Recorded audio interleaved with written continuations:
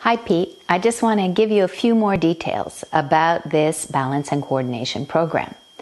So over the years I noticed that the majority of my clients who came in, especially at the beginning, lacked core integration and connection. Head, arms, legs were not connected to the center. And so I realized I needed to address that if I was to improve their balance and coordination and, everything else. So what I've decided to do and what have I explored over the last, 8 years or so is what I call the lines of integration. And so the first line of integration that I work with is the center line of integration, the head, the spine, the pelvis, the legs connected to the earth and to the sky. All movement is organized around that. And then I noticed that, for the sake of symmetry, it's important to connect, the right side to the left side. So upper body and lower body. That's called the homologous line of integration.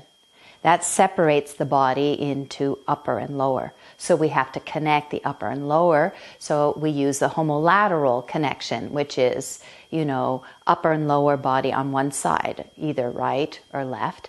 And then connecting everything up together, the contralateral connection, upper right, lower left, the diagonal connections.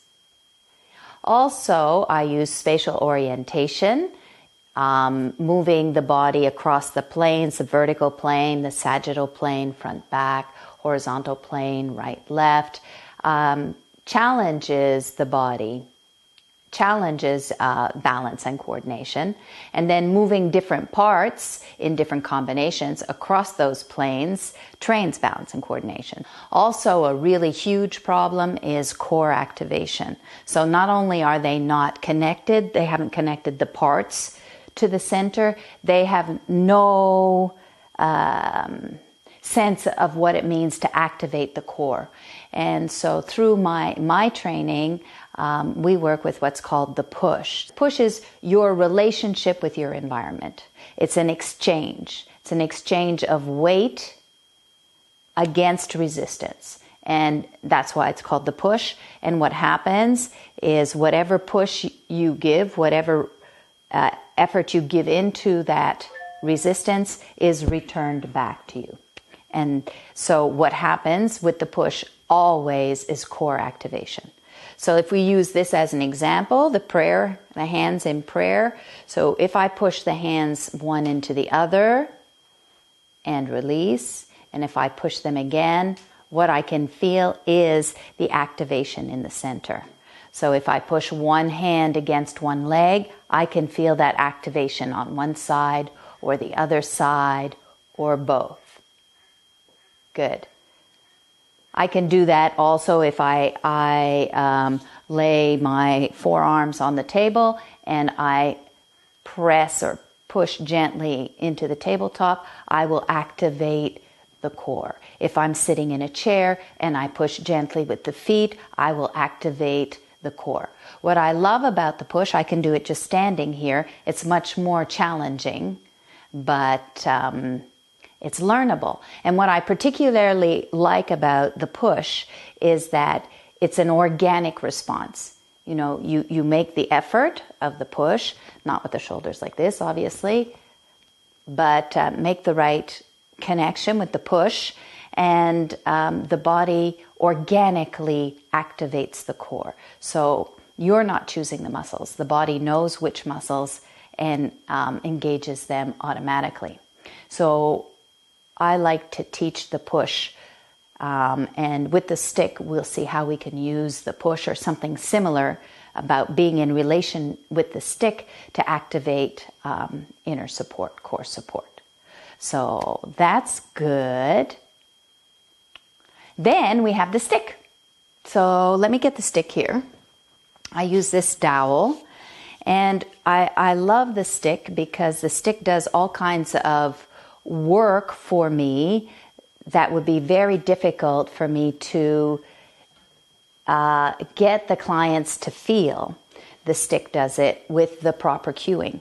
So the stick here, if you, what I like about it is that unconsciously it really accentuates and communicates to the clients this center line of integration.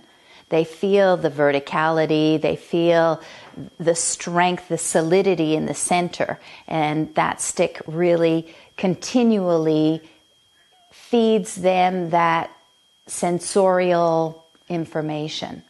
Also, when you hold the stick in the right way and you move the stick through space with one hand, whatever it is that you do, moving and holding the stick, it seems to organize the inside of the body.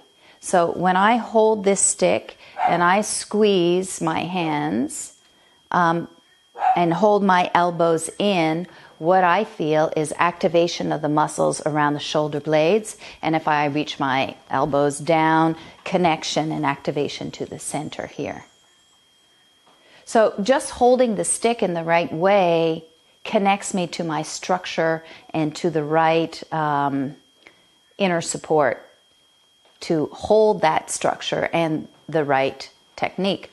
Not only that, so the stick really organizes the inside of the body in a way that would be very difficult for me to explain to them.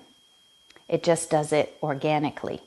And the other thing is when you move the stick through the space, in whatever way that you might be doing that, it clarifies and crystallizes the movement. So not only does the person become aware of what it feels like inside the body, they may not be aware of that, but they have an inner organization. They also become aware of the shape they're making in space. So their connection to their spatial environment becomes more clear, more crystallized through the use of the tool. It could be a ball or whatever, but in this case, we're using the stick. So that's good. So some of the techniques, there's a lot of distraction going on around here, ducks and dogs, and but we're moving on. So here, when I hold the stick, it's important to hold the stick in the right way. So if you're holding the stick horizontally, you bring your elbows in like this, and you squeeze with your little finger. So squeezing the hands, but especially the little finger, activates these muscles, the side, this here, and the lower shoulder blade. Connects you to the point of the shoulder blade. And so that makes me feel strong, and it makes me feel symmetrical, and I feel organized within myself and stable. That's my point, stability. So then to move the stick, most people are going to go like this in the beginning because they're not connected. So using the stick, it's really important to teach them the scoop. So the scoop would be like this. So you squeeze with the hands, you pull the elbows in to activate the depression and the retraction, and then you go down to push out. And when you come back, it's the elbows down to come back in. Down to go out, down to come back, down to go out, down to come back. Obviously, one of the problems is going to be this. So that gives me the opportunity to teach them about gravity and of their center. So I have them hold the stick like this, and they can feel that gravity is pulling on their body, which means their lower back here has to hold on against the weight and the pull of gravity, which can be very tiring. So we work on learning how to move the stick, staying connected to the center. Takes time, but it's teachable, and it's teachable by giving the type of examples and using the cueing, which is elbows in, elbows down to go out, and down to come back, squeezing in and going from the center away and then back to the center. So the focus is from the center outward We don't ever really focus on the extremity. We stay focused to the center. All right, so enough of that. Coordinated action is very important as well because it's the basis of the coordination. So the idea is to be able to coordinate whatever it is that you're doing. So in this case, it would be the hand and the eye. Together and back, together. So what I see in the beginning often is people will move the stick and then join with the head and then turn the head and bring the hand back. It's disconnected. So coordinated action is really connecting parts together. Another coordinated action could be if I'm going to move the arm and the leg at the same time, it would be out together, in together, so that they arrive at the same time, either out or in.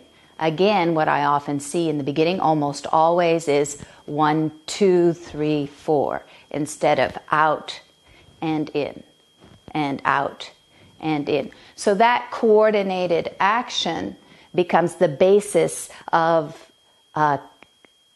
a training of integration, of getting the parts to work together in the way that you want. So wiring in the neuromuscular pathways and also the reaction time. So the fact of going out and in, out and in, out and in, whatever it may be, you're training the body to expand and then return. So many times I've had my clients say to me, Lisa, I slipped on the ice, and believe it or not, I was able to pull myself back together. And that's from all of that practice that we've been doing, moving the body in different directions and coming back to center, coming back to center. Great. So let's see. Next, I'd like to talk to you a little bit about the levels of progression. So what I found with, even young bodies that are like in their 50s, that are sort of have had too much sedentary lifestyle and are just not athletic, their upper body becomes kind of like a solid block, and they can't really articulate their movement. They're not clear. They don't have control. They're kind of cemented in. So the way that I've figured out how to break through that and retrain it, reprogram the body, is to go through these next levels. So level 1 is one part in one direction. So the hand front and back. And I'm always connecting the eyes to the hand. So squeeze the stick, look at the stick, and use the scoop. Down to go out, down to come back, down to go out, down to come back, down to go out, down to come back. And that one part, one direction seems to really be effective in breaking through that cement, improving sort of the myofascial elasticity, connecting back, like opening it up so that they can connect better to the structure, so they can do the movement better, etc. So phase 1, level 1 is about one part in one direction to help learn how to connect that part to the center, to improve the mobility and stability at the same time. Level 2 is two body parts in either one direction or two directions. So like this together, or like this together, or like this together. So what we're training is really working here on coordinated action and beginning to bring the parts into working together, and the patterning, the phrasing, the neuromuscular relationship and connection. So level 3 is taking those parts and adding a balance. So like this, and then you could at a balance, or to the side like this, or at a balance, or at a balance like this. You get it? And level 4 is 2 or 3 parts, 2 or more directions with a balance or not, or a combination. Anyway, it's the most complex, and the point of that is to really challenge balance and coordination. So, you know, something like that, or it could be very combined with the head moving, or it could be, you know, let's try that again, like this and like this, or with a balance, or with a turn of the head. So basically the different levels slowly take the body apart and then put it back together to improve the balance and coordination, overall movement, technique, posture, mobility, function. And so that's what I wanted to share with you, so that you could understand a little bit more when you read through the program, and then when you watch me do, which I'm going to do next, is show you some routines, some little examples of routines there. So I hope that's helpful. I hope it's interesting. And there you have it. Thank you.